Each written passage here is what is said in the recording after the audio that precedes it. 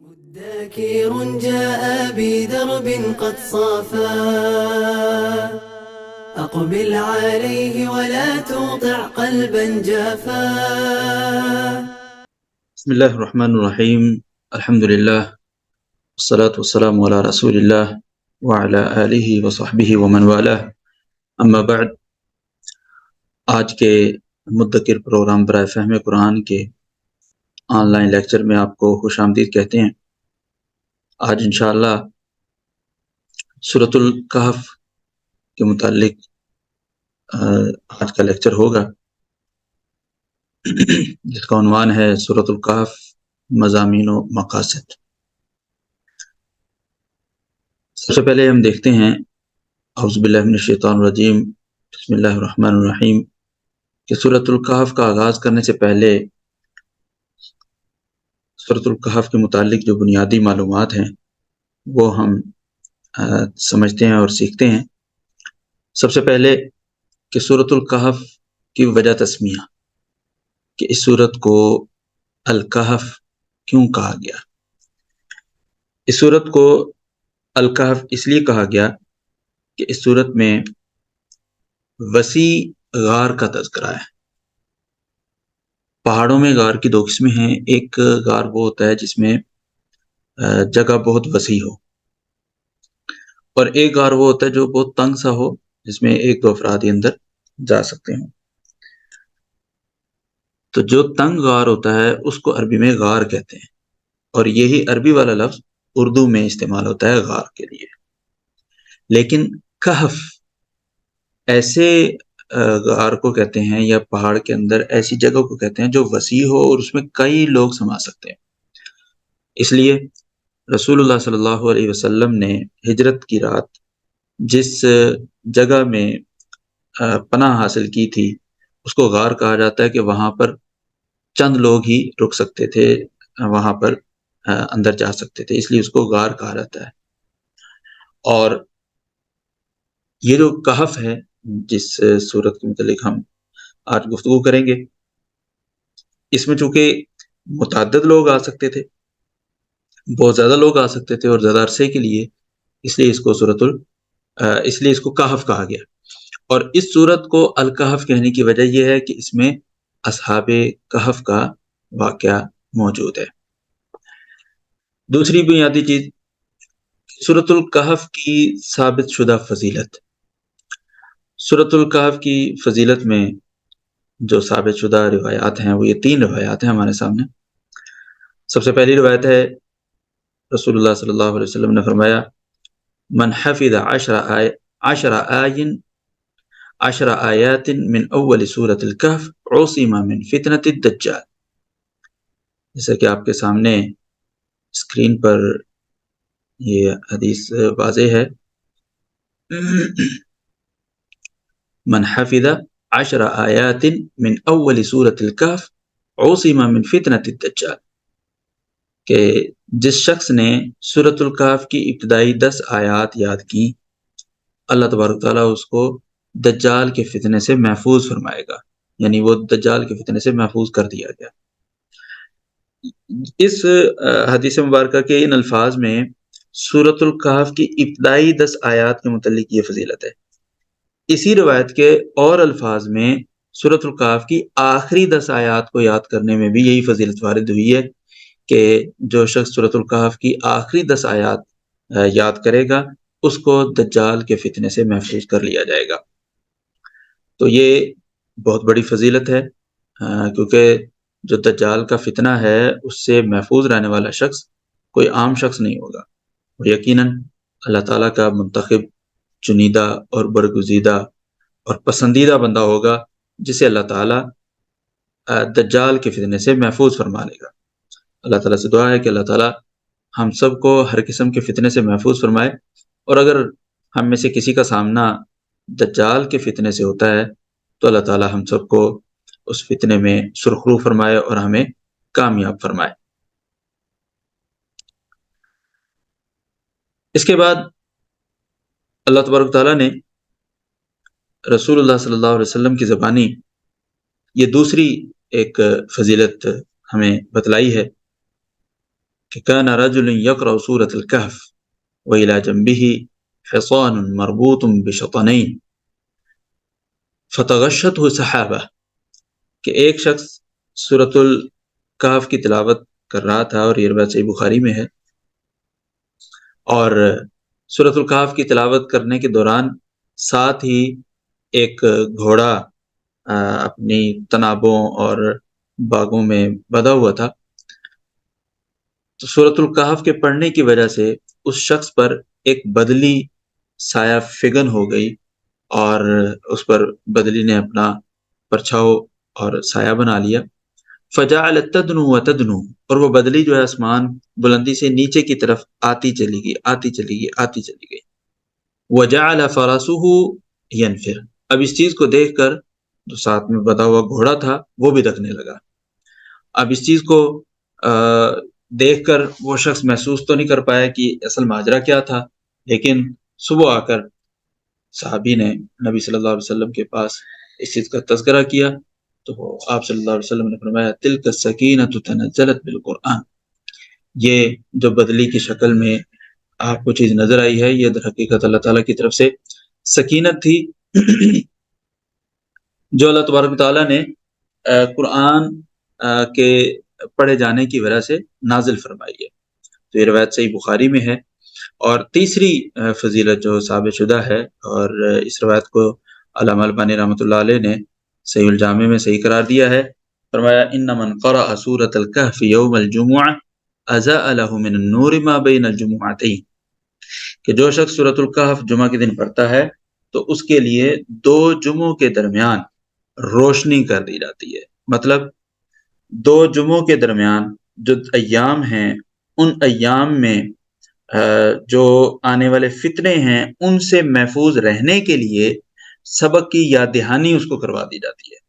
یہ اصل وہ چیز ہے جس کی وجہ سے ہم نے اس سورۃ الکہف کو منتخب کیا ہے آج کے لیکچر کے لیے، کہ آج کے لیکچر میں ہم یہ سمجھیں گے، یہ سیکھیں گے کہ سورۃ الکہف کو ہر جمعہ پڑھنے کی تلقین کیوں کی گئی ہے، کیا وجہ ہے جس کی وجہ سے تمام صورتوں سے ہٹ کر سورۃ الکہف کو پڑھنے کی ہمیں ترغیب دلائی گئی ہے، اس کی کیا وجہ ہے۔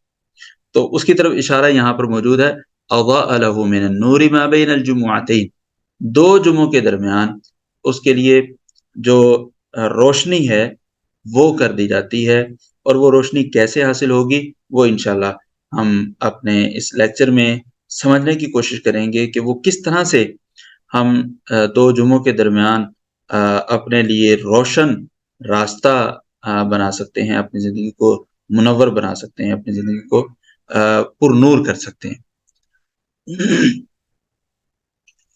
تو تیسری چیز جو سورۃ الکہف کے آغاز سے پہلے ہم سمجھنا ضروری سمجھتے وہ یہ سورۃ الکہف کے نازل ہونے کا وقت کیا ہے۔ آپ قرآن کریم کھول کر دیکھیں تو اس میں آپ کو یہ بالکل واضح طور پر لکھا ہوا ملے گا کہ یہ سورت مکی سورت ہے، یہ سورت مکی سورت ہے۔ تو اس سے ہمیں پتہ چلتا ہے کہ سورۃ الکہف مکہ میں نازل ہوئی ہے، اور مکہ میں نازل ہوئی، اور اس میں جن جن فتنوں کا تذکرہ کیا گیا ان کا بھی آپس میں بڑا گہرا تعلق ہے۔ وہ انشاءاللہ اللہ تعالیٰ نے موقع دیا تو انشاءاللہ جب ہم آگے ان چیزوں سورۃ الکہف کے مضامین کو پڑھیں گے اس وقت اس چیز کا بھی تذکرہ کریں گے باذن اللہ۔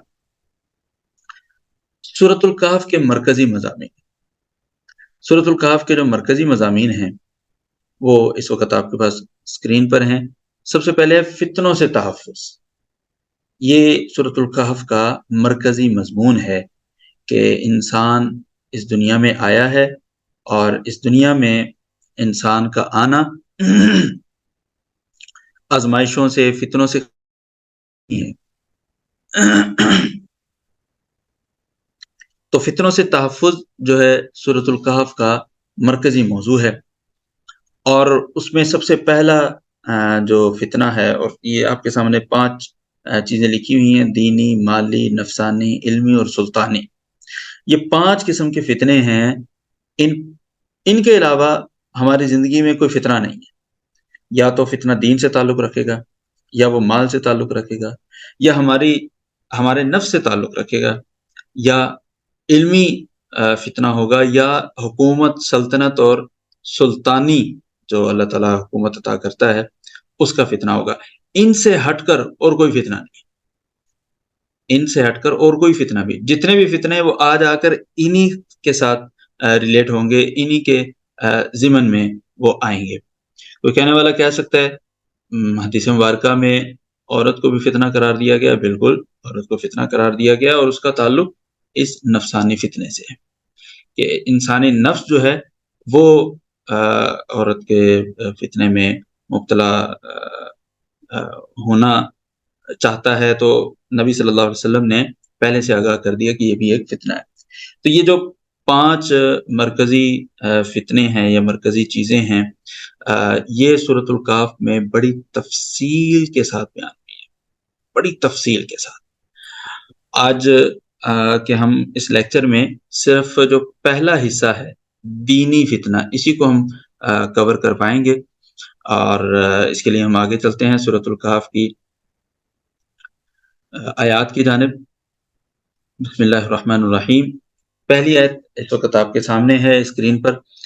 الحمدللہ الذی انزل علی عبدہ الکتاب ولم یجعل لہ عوجا۔ قرآن کریم میں 5 صورتیں ہیں جن کا آغاز الحمد سے ہو رہا ہے، جیسے سورۃ الفاتحہ ہے، اسی طرح یہ سورۃ الکہف ہے، اسی طرح اس سے پہلے جو صورت ہے سورۃ الفاطر، اس سے پہلے نہیں، پہلے سے پہلے، تو یہ صورتیں ہیں جن کا آغاز الحمد سے ہو رہا ہے۔ الحمدللہ الذی انزل علی عبدہ الکتاب ولم یجعل لہ عوجا۔ کتاب کا تذکرہ اور ساتھ میں اس چیز کا بھی تذکرہ کہ ولم یجعل لہ عوجا، کہ کتاب بھی اللہ تعالیٰ نے اپنے بندے پر نازل کی ہے، اور اس کتاب میں کسی قسم کی کجروی، ٹیڑھ اور کسی قسم کا خلل، کمی، کوتاہی، نقص کچھ نہیں اللہ تعالیٰ نے اس کتاب میں بنایا۔ تو آغاز میں یہ اس کو کہتے ہیں براعت الاستحلال، یعنی آغاز ہی اتنا زبردست قسم کا ہو کہ انسان وہ پہلی آواز اور پہلی بات سنتے ہی گوش اپنے کان مکمل طور پر متوجہ کر دے اور کسی اور کی طرف اس کی توجہ نہ ہو۔ تو اسی چیز کو مد نظر رکھتے ہوئے صورتوں کو جو آغاز ہے وہ اللہ تعالیٰ نے بڑا شاندار رکھا ہے، جیسے اس وقت سورۃ الکہف کے آغاز میں آپ دیکھ رہے ہیں کہ تمام تعریف اللہ کے لیے ہیں جس نے اپنے بندے پر کتاب نازل کی ہے، اور اس کتاب میں کسی قسم کی کجی، کمی، نقص، عیب، خلل کچھ نہیں ہے۔ صرف یہی نہیں کہ اس کے اندر کسی قسم کا عیب نہیں ہے، بلکہ قیمن، وہ کتاب یعنی قرآن کریم قیم بھی ہے، نگران ہے، ٹھیک ہے۔ یا قیمن کا جو لفظ ہے یہ عبد کی صفت بن رہا ہے کہ وہ بندہ جو ہے وہ قیم ہے۔ الغرض لینذر بأسا شدیدا، یہ اللہ تبارک تعالیٰ نے قرآن کس لیے نازل کیا ہے؟ اس لیے لینذر بأسا شدیدا من لدنہ ویبشر المؤمنین الذین یعملون الصالحات ان لهم اجرا حسنا۔ 2 کام کرنے کے لیے، پہلا لینذر اور دوسرا ویبشر، یعنی ڈرانا ہے لینذر، ویبشر اور خوشخبری دینی ہے۔ ڈرانا کس چیز سے ہے؟ بأسا شدیدا من لدنہ، اللہ تعالیٰ کی طرف سے جو سخت عذاب ہے اس سے ڈرانا ہے۔ کیا مطلب؟ یہ کتاب اللہ تعالیٰ نے نازل کی ہے، یہ کتاب اس میں کسی قسم کا خلل نہیں ہے، اور یہ کتاب قیم بھی ہے۔ اگر اس کتاب پر عمل کریں گے تو وَيُبَشِّرُ الْمُؤْمِنِينَ، ہمارے لیے خوشخبری ہوگی۔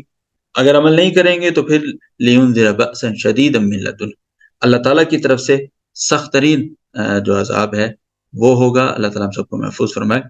وَيُبَشِّرُ الْمُؤْمِنِينَ الَّذِينَ يَعْمَلُونَ الصَّالِحَاتِ أَنَّ لَهُمْ أَجْرًا حَسَنًا، نیک کام کرنے والے جو لوگ ہیں ان کے لیے خوشخبری ہو، کس چیز کی؟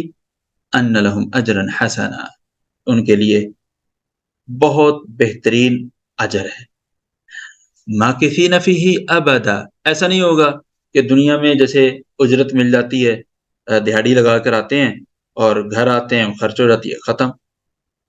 قیامت والے دن جو اللہ تعالیٰ کی طرف سے ہمیں جنت کی شکل میں اجر ملے گا، اللہ تعالیٰ ہم سب کو نصیب فرمائے، وہ ماکثین فیہا ابدا، وہ ختم ہونے والا نہیں ہوگا، لوگ اس میں ہمیشہ رہیں گے۔ وَيُنذِرَ الَّذِينَ قَالُوا اتَّخَذَ اللَّهُ وَلَدًا، ڈرانے کا کام پہلے تذکرہ ہوا، یہاں پھر مزید اس کی وضاحت کی۔ وَيُنذِرَ الَّذِينَ قَالُوا اتَّخَذَ اللَّهُ وَلَدًا، اللہ تعالیٰ نے یہ کتاب اس لیے اپنے بندے پر نازل کی ہے تاکہ یہ بندہ ان لوگوں کو متنبہ کر دے، ان لوگوں کو ڈرا دے جو کیا کہتے ہیں، اتخذ اللہ ولدا، اللہ تعالیٰ نے اولاد بنائی ہے، یعنی اللہ تعالیٰ کی اولاد ہے۔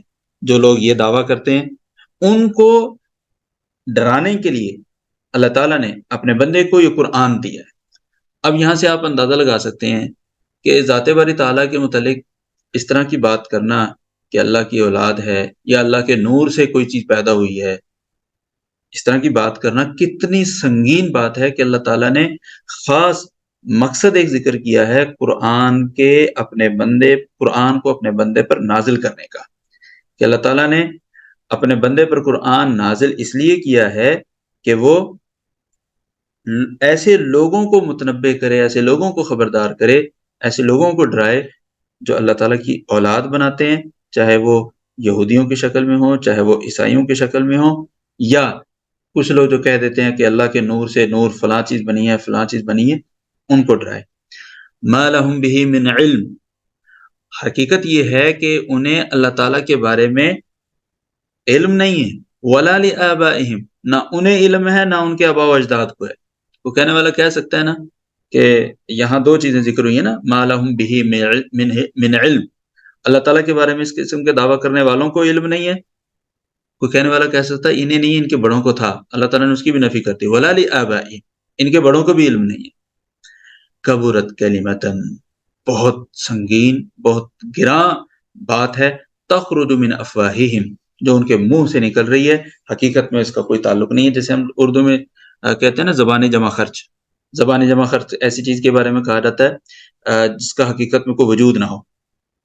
اللہ تعالیٰ نے یہاں پر ان کی بات کو بھی، جو اللہ تعالیٰ کی اولاد قرار دیتے ہیں، ان کو بھی کیا کہا ہے، یہ زبان جمع خرچ ہے، تخرج من افواہہم، محض ان کی زبانوں سے نکل رہا ہے، حقیقت میں کچھ نہیں ہے۔ ان یقولون الا کذبا، ان کی بات جھوٹ ہی ہے۔ تو یہ ایک مقدمے کے طور پر سورۃ الکہف کے آغاز میں اللہ تبارک تعالیٰ نے ان چیزوں کا تذکرہ کیا۔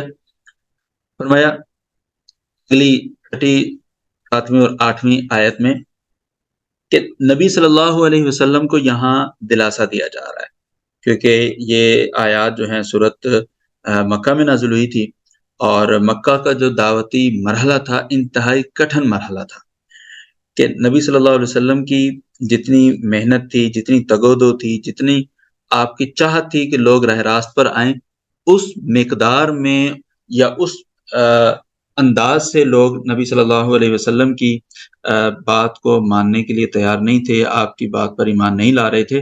تو اللہ تبارک تعالیٰ نے نبی صلی اللہ علیہ وسلم کو دلاسا دینے کے لیے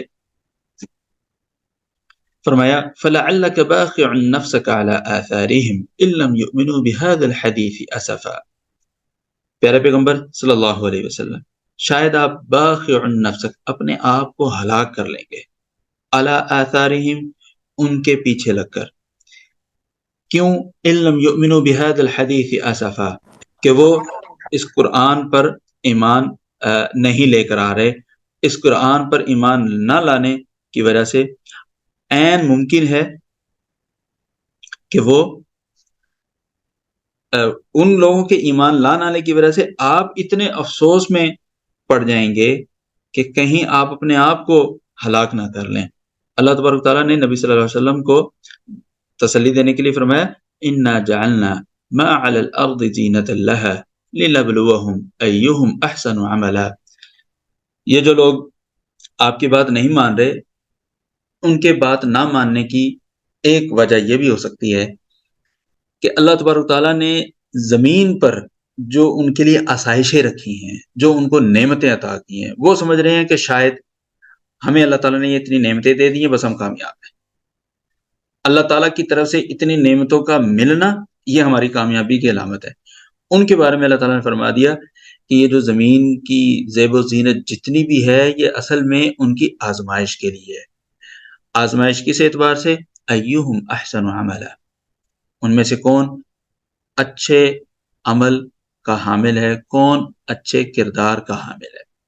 وَإِنَّا لَجَاعِلُونَ مَا عَلَيْهَا سَعِيدًا جُرُزًا، ساتھ میں یہ بھی فرما دیا ہے یہ جتنی بھی زمین پر پائی جانے والی زیب و زینت ہے، چکا چوند ہے، زمین کی رنگینیاں ہیں، زمین کی روشنیاں ہیں، یہ ساری کی ساری روشنیاں ایسی ہیں وَإِنَّا لَجَاعِلُونَ مَا عَلَيْهَا سَعِيدًا جُرُزًا، اس سارے کے سارے زمین پر موجود چکا چوند اور روشن اور رنگینیوں کو ہم بالکل ایک چٹیل میدان بنا دیں گے۔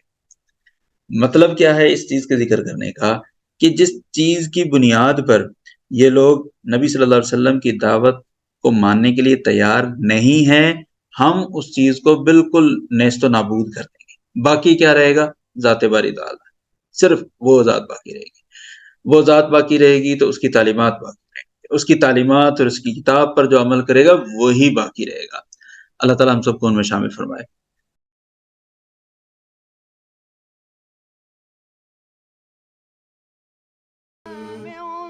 فيه العلوم أصلها يرى